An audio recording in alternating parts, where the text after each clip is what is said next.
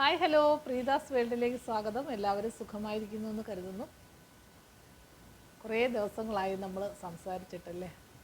എന്നും എന്തെങ്കിലും പാചകവും അതിൻ്റെ കുറേ കാര്യങ്ങളൊക്കെയാണ് ഇപ്പോൾ കുറേ നാളായിട്ട് വീഡിയോയിലൂടെ ഞാൻ കാണിക്കുന്നത്. ഇങ്ങനെ ഇരുന്ന് സംസാരിക്കാൻ ഒരു അവസരം ഇപ്പോൾ കിട്ടുന്നില്ല എന്നുള്ളതുകൊണ്ടാണ് അത്.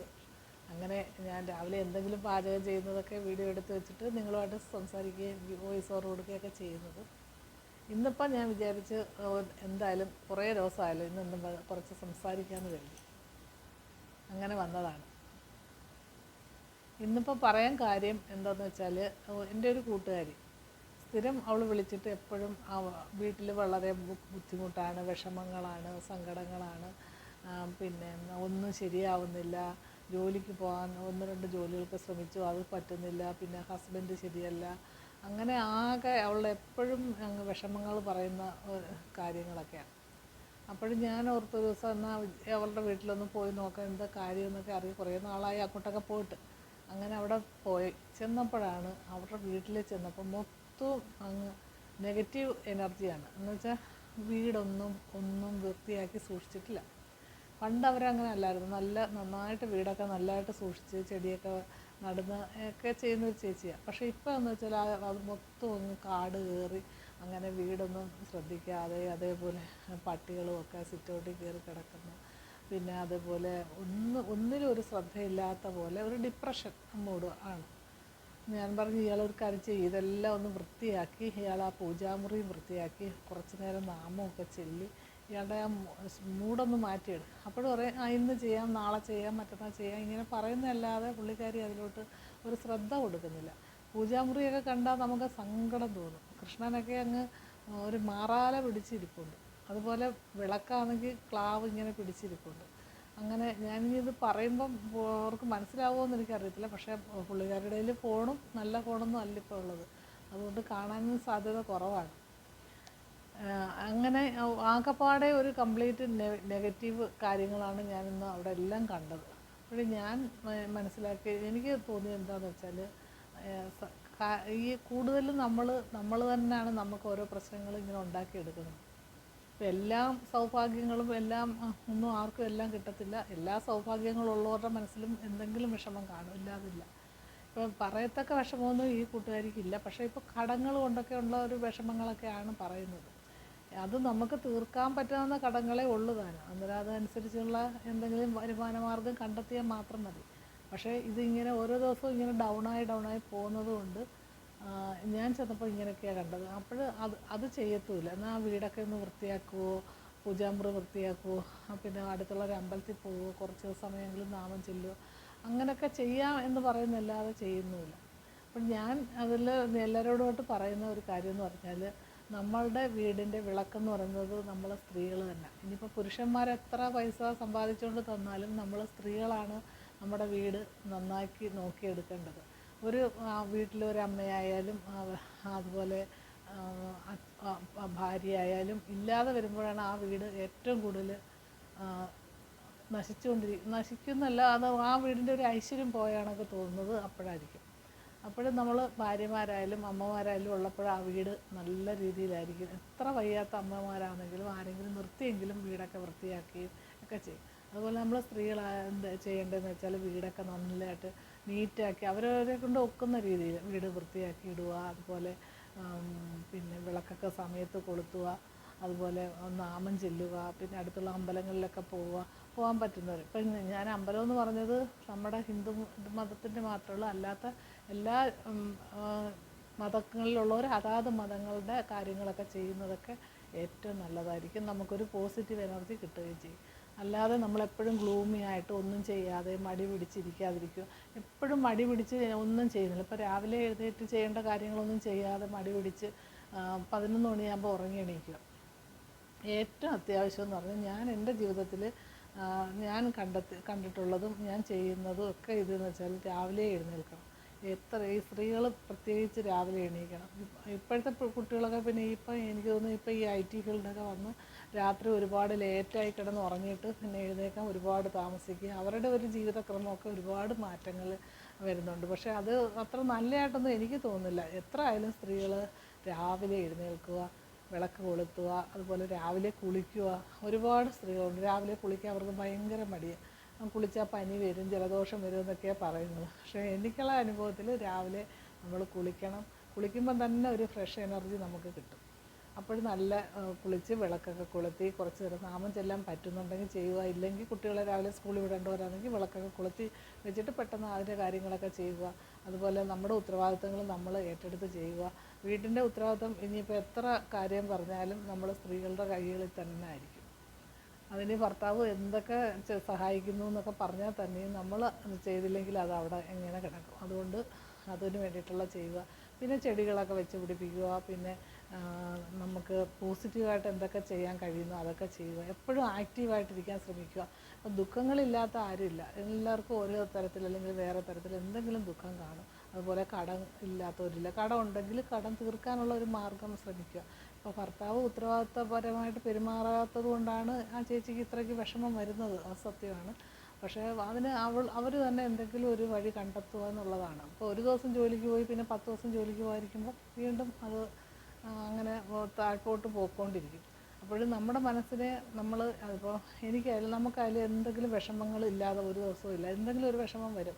നമ്മളത് ഓർത്ത് ഇങ്ങനെ വിഷമിച്ച് കട്ടിലിൽ ചെന്ന് കിടക്കുമെന്ന് വെച്ചാൽ, അല്ലെങ്കിൽ അത്രയ്ക്ക് താങ്ങാൻ പറ്റാത്ത വിഷമങ്ങളൊക്കെ വന്നാൽ പോലും മറവി നമുക്ക് ദൈവം തന്നിരിക്കുന്ന ഒരു അനുഗ്രഹമാണെന്ന് പറയും. നമുക്കത് മറക്കാനുള്ളൊരു കഴിവ് കിട്ടും. അത് പക്ഷേ ഇതുപോലെ ചെറിയ ചെറിയ പ്രശ്നങ്ങളുണ്ടാകുമ്പോൾ പെട്ടെന്ന് പിന്നെ കിടന്ന് സമയം കളയാതെ അത് കുറച്ച് സമയം കഴിയുമ്പോൾ അത് കളയുക, അടുത്ത പരിപാടി നോക്കുക. അല്ലെങ്കിൽ അപ്പോഴും നമുക്ക് മനസ്സിന് എന്തൊക്കെയാണ് സന്തോഷം ചെയ്യാൻ പറ്റുന്നത് അത് ചെയ്യുക. അങ്ങനെ പാട്ട് കേൾക്കാൻ ഇഷ്ടമുള്ളവർ അത് ചെയ്യുക. അല്ലെങ്കിൽ ഷോപ്പിങ്ങിന് പോകാൻ ഇഷ്ടമുണ്ടെങ്കിൽ അത് കടയിലോട്ടെങ്ങാനും ഇറങ്ങിയപ്പോൾ എന്തെങ്കിലും വാങ്ങിക്കാൻ നോക്കുക.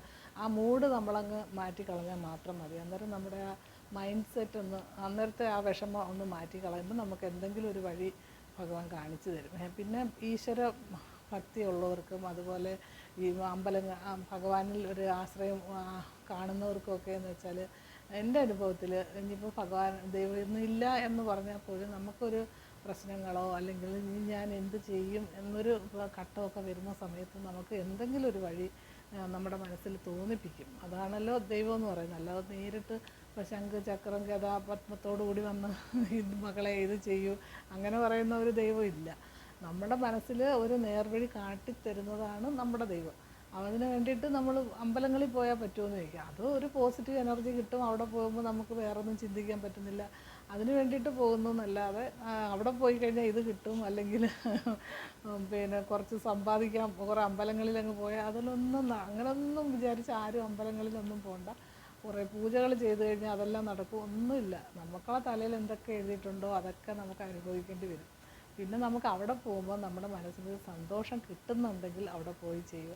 അല്ല ചിലർക്ക് യാത്രകൾ പോകുമ്പോഴായിരിക്കും സന്തോഷം കിട്ടുന്നത്. അയ്യോ യാത്രകൾ പോവുക. ചിലർക്ക് ചില ആൾക്കാരുമായിട്ട് സംസാരിക്കുമ്പോഴൊരു സന്തോഷം മനസ്സിന് സമാധാനം കിട്ടുക, അത് ചെയ്യുക. അങ്ങനെ നമ്മുടെ മനസ്സിൽ എന്താ സന്തോഷം കിട്ടുന്നത് അത് ചെയ്യുക. അല്ലാതെ മറ്റുള്ളവർ ചെയ്യുന്നത് കണ്ടിട്ട് എന്നാൽ ഞാനും കൂടെ അവിടെ പോയി കുറച്ച് നേരം അമ്പലത്തിൽ പോയി ഇരുന്ന് നോക്കാമെന്നും പറഞ്ഞിട്ട് പോയിട്ട് കാര്യമില്ല. അതൊക്കെ അവരവരുടെ താല്പര്യം അനുസരിച്ച് ചെയ്യുക എന്നുള്ളതേ ഉള്ളൂ. ഞാൻ പറഞ്ഞു വന്നത്, ഇപ്പം നമുക്കൊരു വിഷമമോ സങ്കടമോ ദുഃഖമോ ജീവിതത്തിൽ വരുമ്പോൾ പെട്ടെന്ന് ഡൗണായി പോവാതെ അതിൽ നിന്ന് മുക്തി നേടാൻ ശ്രമിക്കുക. അതിന് നമ്മളെപ്പോഴും പരിശ്രമിച്ചുകൊണ്ടിരിക്കണം എന്നുള്ളതാണ് ഞാൻ ഈ പറഞ്ഞു വന്നത്. കാര്യം മനസ്സിലായി കാണുമെന്ന് കരുതുന്നു.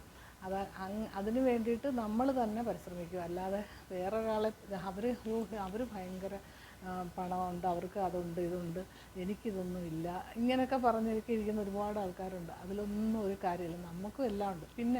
പിന്നെ പ്രത്യേകിച്ച് ചെയ്യേണ്ട കാര്യമെന്ന് വെച്ചാൽ വീട്ടിൽ ഇരുന്ന് നെഗറ്റീവ് കാര്യങ്ങൾ പറയാതിരിക്കുക. അതുപോലെ മറ്റുള്ളവരുടെ കുറ്റം പറയാതിരിക്കുക, അത് കേൾക്കാൻ പോകാതിരിക്കുക. പിന്നെ എപ്പോഴും ഇങ്ങനെ ശപിച്ചുകൊണ്ടിരിക്കുന്ന വാക്കുകൾ പറയാതിരിക്കുക. എനിക്കതില്ല, എനിക്കിതില്ല, ഞങ്ങൾ പാവങ്ങളാണ്, അങ്ങനെയൊക്കെ പറയുന്ന ആൾക്കാരുണ്ടല്ലോ. അങ്ങനെയൊക്കെയുള്ള വാക്കുകളൊന്നും നമ്മൾ പറയാനേ പാടില്ല. നമുക്ക് ദൈവം എന്തെല്ലാം തന്നിട്ടുണ്ട് അതിനെക്കുറിച്ച് ആലോചിക്കുക. മറ്റുള്ളവർക്ക് കിട്ടാത്ത എന്തെല്ലാം കാര്യങ്ങൾ നമുക്ക് ദൈവം തന്നിട്ടുണ്ടായിരിക്കും, അതിനെക്കുറിച്ച് നന്ദി പറയുക, ഭഗവാനോട് നന്ദി പറയുക ചെയ്യുകയാണ്. ഒരു നേരത്തെ ആഹാരം കഴിക്കാനില്ലാത്ത എത്രയോ ആൾക്കാർ ഈ ലോകത്തുണ്ട്. അവരെക്കുറിച്ച് ആലോചിക്കുമ്പോൾ നമുക്ക് ഇത്രയും നേരം കഴിക്കാനും കുടിക്കാനും ഉള്ളതൊക്കെ ദൈവം തരുന്നുണ്ടല്ലോ എന്നോർത്ത് ഭഗവാനോട് നന്ദി പറയണമെന്ന് ഞാൻ പറയത്തുള്ളൂ. അതേപോലെ എപ്പോഴും വിഷമിച്ചിരിക്കുക, കരയുക, വീട്ടിൽ ഇരുന്ന് കരഞ്ഞുകൊണ്ടിരിക്കുക, ഇതൊക്കെ നമ്മുടെ വീടിന് ഐശ്വര്യം കെടുത്തുന്ന കാര്യങ്ങളാണ്. അതേസമയം രാവിലെ എഴുന്നേൽക്കുക, നമ്മുടെ ചെയ്യാനുള്ള ജോലികൾ ചെയ്യുക, വിളക്ക് കൊളുത്തുക, അതുപോലെ അമ്പലത്തിൽ പോകാൻ താല്പര്യമുണ്ടെങ്കിൽ പോവുക, പിന്നെ തിരിച്ചു വന്ന് അവരവരുടെ വീട്ടിലെ ജോലി ചെയ്യുക, വീട് വൃത്തിയാക്കി ഇടുക, നമ്മുടെ ഉത്തരവാദിത്തങ്ങൾ, നമ്മുടെ കുട്ടികളെ പഠിപ്പിക്കുക, ട്യൂഷന് വിളിക്കാൻ പോകണമെങ്കിൽ അതൊക്കെ ചെയ്യുക. അങ്ങനെ നമ്മുടെ കാര്യങ്ങളിൽ നമ്മൾ എൻഗേജ്ഡ് ആയിരിക്കുക, നമുക്ക് സന്തോഷം കിട്ടുന്ന കാര്യങ്ങളൊക്കെ ചെയ്യുക. അങ്ങനെയൊക്കെ ചെയ്യുമ്പോൾ നമ്മുടെ വീട്ടിൽ നല്ല പോസിറ്റീവ് എനർജി ഉണ്ടാവുകയും ചെയ്യും. അതുപോലെ വീട്ടിലുള്ളവരും ആ ഉത്തരവാദിത്വത്തിലേക്ക് നമ്മുടെ കൂടെ വരികയും ചെയ്യും. ഇപ്പം നമ്മളും മടി പിടിച്ച് ഒരു കട്ടിലേ കിടക്കുമ്പോൾ ഹസ്ബൻഡ് വിചാരിക്കും അവൾ അവിടെ ഇങ്ങനെ പറഞ്ഞാൽ കേൾക്കാതെ എന്നാൽ പിന്നെ ഞാനും ജോലിക്ക് പോകുന്നില്ല, അല്ലെങ്കിൽ അങ്ങനെ മദ്യപിച്ചുകൊണ്ട് ഇങ്ങനെയൊക്കെ ചെയ്യുന്നത് കൂടുതലും നമ്മൾ ഇനിയിപ്പോൾ ഒരാളെ ശീലം നമ്മൾ മാറ്റിയെടുക്കാനൊക്കെ പാടായിരിക്കും. എന്നാലും നമ്മുടെ ഉത്തരവാദിത്വത്തോടുകൂടി നമ്മൾ മുന്നേറുമ്പം ചിലപ്പോൾ അയാൾ മാറിയെന്നിരിക്കും, ഇല്ലെന്നല്ല. അയാൾക്കും സമയത്ത് ആഹാരം കിട്ടുന്നില്ല, അയാളുടെ വിഷമങ്ങളൊന്നും കേൾക്കാൻ ആളില്ലാന്ന് തോന്നുമ്പം ചിലപ്പോൾ അവരും അങ്ങനെ ആയിരിക്കും ഈ കാര്യങ്ങളൊക്കെ ഇങ്ങനെ മുന്നോട്ട് പോകുന്നതെന്നാണ്. പിന്നെ നമുക്ക് ഒരാളെ ഉപദേശിച്ച് കൊടുക്കാനേ പറ്റുള്ളൂ, അവർക്ക് തനിയെ തോന്നിയാൽ മാത്രമേ അവിടെ നന്നാവുകയുള്ളൂ എന്നുള്ളതാണ്. പിന്നെ സാമ്പത്തികമായിട്ടൊക്കെ നമ്മൾ സഹായിക്കാമെന്ന് കരുതിയാൽ പോലും അത് എത്രത്തോളം സഹായിക്കും? ഒരാൾ ഇപ്പം അച്ഛൻ്റെ കയ്യിലായാലും അമ്മയുടെ കയ്യിൽ നിന്നായാലും ഭർത്താവിൻ്റെ കയ്യിൽ നിന്നായാലും മക്കളുടെ കയ്യിൽ നിന്നായാലും അയൽവക്കക്കാരുടെ കയ്യിൽ നിന്നായാലും എല്ലാം പൈസ കൊടുക്കുന്നതിനൊരു കണക്കുണ്ടല്ലോ. അത് എത്രത്തോളം കൊടുത്ത് ഒരാൾക്ക് സഹായിക്കാൻ പറ്റും? ആർക്കും കൊടുത്ത് ഒരാളെ അങ്ങനെ അങ്ങ് രക്ഷപ്പെടുത്താനൊന്നും പറ്റത്തില്ല. അവരോരും കൂടെ വിചാരിച്ചാൽ മാത്രമേ നമ്മൾ രക്ഷപ്പെടണമെന്നും അവരോരും കൂടെ വിചാരിക്കണം, എങ്കിൽ മാത്രമേ രക്ഷപ്പെടുത്തുള്ളൂ. അങ്ങനെ ഞാനിപ്പോൾ ഇവിടെ ഇരുന്നപ്പോൾ അങ്ങനെ ഒരു ഫോൺ കോൾ വരികയും അതിനെക്കുറിച്ചൊക്കെ ആലോചിച്ചപ്പോഴാണ് ഇങ്ങനൊരു വീഡിയോ എടുത്തത്. ഇങ്ങനെ ഒരുപാട് പേര് ഇതുപോലെ വിഷമിച്ച് വീട്ടിലെ കാര്യങ്ങളൊന്നും നോക്കാതെ ഉണ്ടായിരിക്കും. എപ്പോഴായാലും വീട്ടിൽ നല്ല പോസിറ്റീവ് എനർജി കിട്ടണമെങ്കിൽ വീട്ടിൽ നന്നായിട്ട് വീട്ടിലെ സ്ത്രീകളാണ് ഏറ്റവും മുൻകൈ എടുക്കേണ്ടത്. അവരാണ് ഉത്തരവാദിത്വത്തോട് നല്ല മുൻകൈ എടുത്ത് മുൻപോട്ട് നിൽക്കണം. എപ്പോഴും നല്ല ആക്റ്റീവായിട്ട് നിൽക്കണം, എപ്പോഴും നല്ല എനർജി ഉണ്ടായിരിക്കണം, എപ്പോഴും നല്ല ഒരു പ്രസരിപ്പുണ്ടായിരിക്കണം. അല്ലാതെ ഇങ്ങനെ ഉറക്കം വയ്യ, ക്ഷീണം, തളർച്ച, വേദന, കരച്ചിൽ, പറച്ചിൽ, പദം പറഞ്ഞ് കറി, അങ്ങനെയൊക്കെ ചെയ്യുമ്പോൾ നമുക്ക് പിന്നെ ആ വീട്ടിലും പോകാൻ തോന്നത്തില്ല, അവരുമായിട്ട് ആ വീടിൻ്റെ ഐശ്വര്യവും പോവും, എല്ലാം പോവും.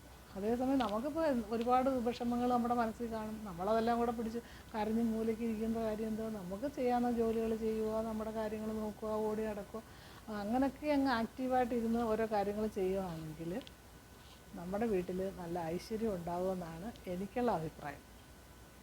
പിന്നെ ഇതൊക്കെ അവരവർക്ക് ഇഷ്ടമുള്ളതാണൊക്കെ ചെയ്യുക. ചിലർക്ക് ഇപ്പോൾ കുറച്ച് ഒരുങ്ങി നടക്കുമ്പോൾ പെട്ടെന്ന് മൂഡ് മാറി വിഷമമൊക്കെ മാറും. ഒരു കുട്ടിയെന്ന് പറഞ്ഞാൽ എനിക്ക് എന്തെങ്കിലും വിഷമം വരുമ്പോൾ ഞാൻ എന്ത് ചെയ്യും, കുറേ ഒരുങ്ങും, പെട്ടെന്ന് പോയി മുഖമൊക്കെ കഴുകി ഒരുങ്ങി കുറേ പൗഡറൊക്കെ ഇട്ട് കുറേ ലിപ്സ്റ്റിക്കൊക്കെ ഇടുമ്പോൾ എനിക്കങ്ങ് സന്തോഷം വരും. അങ്ങനെയുള്ളവരുണ്ട്. ചിലർക്കൊരു സിനിമയ്ക്ക് പോകുമ്പോൾ സന്തോഷം വരും, ചിലർക്ക് പുറത്തോട്ട് ഇറങ്ങുമ്പോൾ അങ്ങനെയൊക്കെ ചെയ്യുക. പക്ഷേ അതൊന്നും ചെയ്യാതെ ഓരോ ദിവസവും നമ്മുടെ വീട്ടിലിങ്ങനെ മാലിന്യങ്ങളും കവറുകളും പാത്രങ്ങളും കുപ്പികളും ഒക്കെ അങ്ങനെ വെച്ചിരുന്ന് പിന്നെ ആ വീട് നശിപ്പിച്ച് വിളക്കം കൊളുത്താതെ ഒരുമാതിരി അന്ധകാരത്തിൽ പിടിച്ച് വീടായിക്കഴിഞ്ഞാൽ തന്നെ ആ വീട്ടിൽ പിന്നെ ഐശ്വര്യം വരാൻ വളരെ ബുദ്ധിമുട്ടാണ് എൻ്റെ അഭിപ്രായത്തിൽ. അതുകൊണ്ട് സ്ത്രീകൾ ഏറ്റവും മുന്നിട്ട് നിൽക്കണം നമ്മുടെ കുടുംബത്തിൻ്റെ ഐശ്വര്യത്തിന്, അതുപോലെ കുട്ടികളെ നേരായ വഴിക്ക് കൊണ്ടുവരുന്നതിന്, എല്ലാത്തിനും. ഇപ്പോൾ ഹസ്ബൻഡിനെ കുറച്ച് പാടായിരിക്കും, ചിലപ്പം വഴിതെറ്റിപ്പോയിട്ടുണ്ടെങ്കിൽ അതിനെ മുന്നോട്ട് എങ്കിലും നമ്മളൊന്ന് ശ്രമിച്ച് കുറച്ച് സ്നേഹവും സന്തോഷവും ഒക്കെ കൊടുത്തു കഴിഞ്ഞാൽ അവരും നമ്മുടെ വഴിക്കൊക്കെ വരും, ഇല്ലാതൊന്നും വരത്തില്ല. പിന്നെ കുറച്ച് ക്ഷമയും കുറച്ച് അഡ്ജസ്റ്റ്മെൻറ്റും ഒക്കെ വേണം. എല്ലാത്തിനും ഒരു പിടിവാശികളും ഒക്കെ കൊണ്ട് നിൽക്കരുത്. കുറച്ചൊക്കെ നമ്മുടെ വീടിൻ്റെ നല്ല ഐക്യത്തിനും കെട്ടുറുപ്പിനും ഒക്കെ ഇപ്പോൾ എല്ലാവരും ഒന്ന് ഫെമിനിസ്റ്റ് ആയിക്കഴിഞ്ഞാലും പാടായിരിക്കും. ഒരു കുറച്ച് അഡ്ജസ്റ്റ്മെൻറ്റൊക്കെ ചെയ്യുക. ഹസ്ബൻഡിൻ്റെ സ്വഭാവമൊക്കെ നമുക്ക് കുറച്ച് നാളുകൊണ്ട് മനസ്സിലാകുമല്ലോ എങ്ങനെ ആയിരിക്കും എന്നുള്ളത്. അതിനെ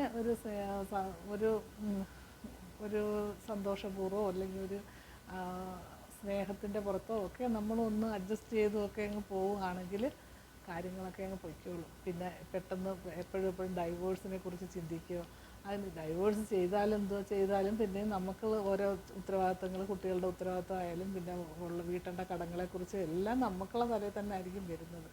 അതുകൊണ്ട് പിന്നെ അതിൻ്റെ പുറകെ പോയി കേസിന് ഒക്കെ നടക്കേണ്ടി വരും.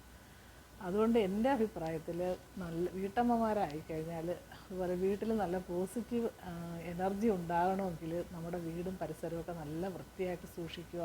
അതുപോലെ നല്ല നല്ല ബെഡ്ഷീറ്റുകൾ, കർട്ടനുകളൊക്കെ ഇടുക. അങ്ങനെയൊക്കെ ചെയ്യുമ്പോൾ നമ്മുടെ വീടിന് തന്നെ ഒരു പോസിറ്റീവ് എനർജിയൊക്കെ കിട്ടും. അതുപോലെ നമ്മൾ എപ്പോഴും സന്തോഷഭരിതരായിട്ടിരിക്കുക, എപ്പോഴും ഒരു മൂഡ് ഔട്ടായിട്ടിരിക്കാതിരിക്കുക. അപ്പോൾ നമ്മളോട് ആരെങ്കിലും ഒരു 10 മിനിറ്റ് സംസാരിച്ച് കഴിഞ്ഞാൽ ഓ അവിടെ പോവണ്ടായിരുന്നു എന്ന് തോന്നിപ്പിക്കരുത്. അവരോട് സംസാരിച്ചപ്പം സന്തോഷം തോന്നി, അവരോട് സംസാരിക്കാൻ തോന്നുന്നു എന്നൊരു തോന്നൽ നമുക്കും ഉണ്ടാക്കിയെടുക്കാൻ ശ്രമിക്കണം. ഒരുപാട് നീണ്ടു പോകുന്നു, അല്ലെങ്കിൽ ഞാൻ കുറച്ചുകൂടെ കാര്യങ്ങളൊക്കെ പറഞ്ഞാൽ ഇനി മറ്റൊരു വീഡിയോയുമായിട്ട് നാളെ കാണാം. ബൈ.